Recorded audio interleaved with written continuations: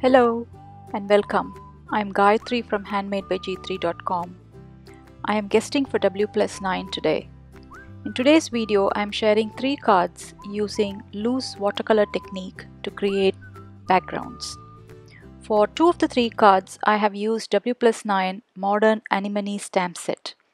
I have chosen 3 of the flowers and 2 of the leaves from the set and mounted them all on my acrylic blocks.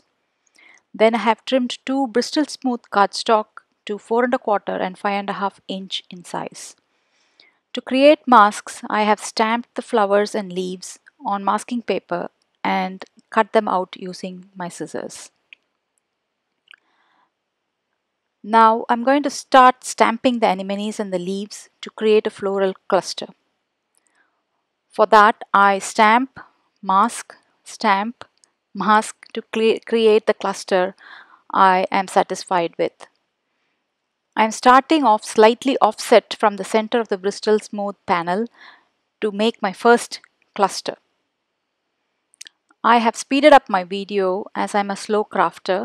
If I leave it in real time, we are going to have a very long video.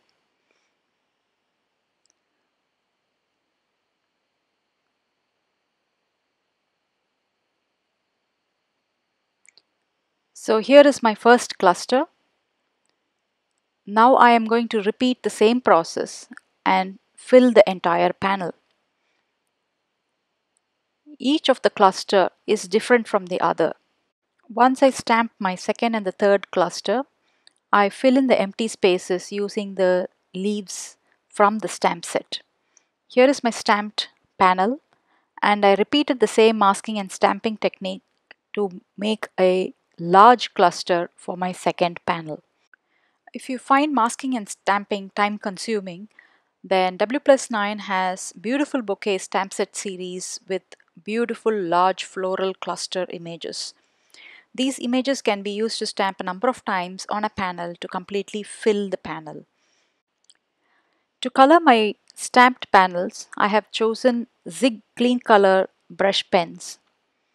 I prefer these pens to the traditional watercolor because I feel I have a bit more control over where I put the colors and how I am able to move them. And Bristol Smooth cardstock is perfect with ZIG clean color watercolor pens. For watercoloring, I have used emerald green, ochre, light blue, light pink, and yellow ZIG pens. Later in the video, I will be replacing the ochre with light gray marker pen because I didn't like the way the ochre color looked on the center of the flowers. And I also have a couple of brushes, towel, and a cup with water. I started putting a small swipe of emerald green on the interior area of the leaves and then coming in with a wet brush to move the colors to make a light wash. I do not move the color to fill in the entire leaves. I leave a large white space on each area of the leaf as highlight. And I also don't use a whole lot of water and flood the entire area. The brush is only damp. I take away the excess of water from the brush by wiping the brush off on the towel. Once I finish the first layer, I come back to add more pigment to some of the areas of the leaves to add shading and depth. Depending on your liking, you can add 2, 3, 4, 5 layers of colors. I did just 2 for the leaves and couple of flowers, but for the blue flowers I came in with a third layer. I repeat the same process for the flowers. Each of the flower cluster has 3 colors of flowers, and I have tried not to have the same color flowers next to each other.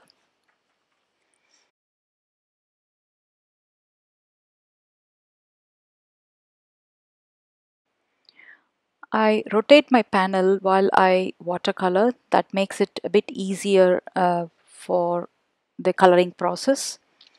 And I also color each flower, put in the first light wash for each of the flowers, move on to the other flower or another color, and then I then come back to add my second and third layer.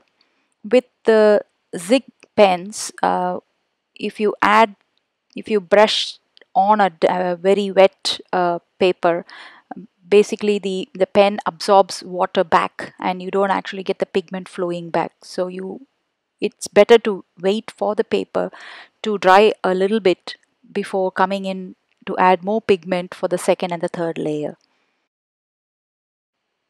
I use the same technique to color all my three panels.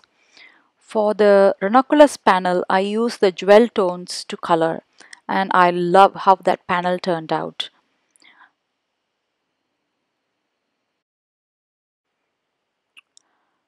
I added ochre, is that what you say, how you say it, to the flower centers in the beginning, but then here you can see later I added light gray to the center of the flowers as well as the background to make the floral cluster pop. Now to add details to the flower centers, I used Sakura black glaze pen. And for the ranunculus panel, I added the detail to the berries only. For the sentiment, I have used the fabulous die. I die cut two black cardstocks and I'm going to be using the negative panel here. So I trimmed the negative panels, two of them, with an angled edge on one side. Using foam adhesive, I adhered the two negative panels on two of the fully colored background panels. For the large watercolor cluster panel, I used the positive die cuts, which was left over from the negative die cut panels, which I stacked, glued for added dimension. By the way, I trimmed the two anemones background panels to 4 by 5¼ inch, while I kept the ranunculus panel to 4¼ by 5½ inch. Here is where I decided to add some black spatters to the background. I covered the die cut sentiment with a scrap piece of paper and spattered some ivory black Mijello Mission traditional watercolor. I love fine spatters on floral background because they give an artistic feel to the background. The black spatters also ties in with the black outline of the stamped images and the black negative die cut panel, bringing the entire card together.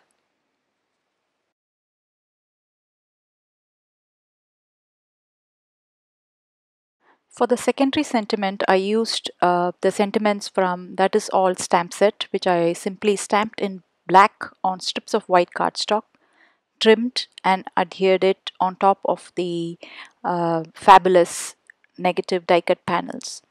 The ranunculus background I just glued directly on the card base, while I used foam adhesive for the anemones background panels.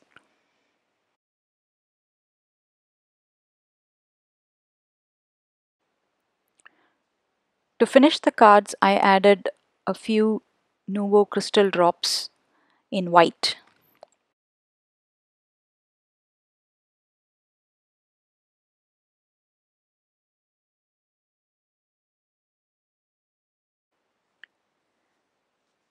Here are all the three cards completed. I will leave you with the photos of the individual cards and the close-ups.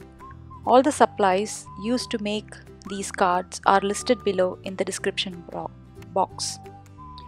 For more details, please visit W+9 blog.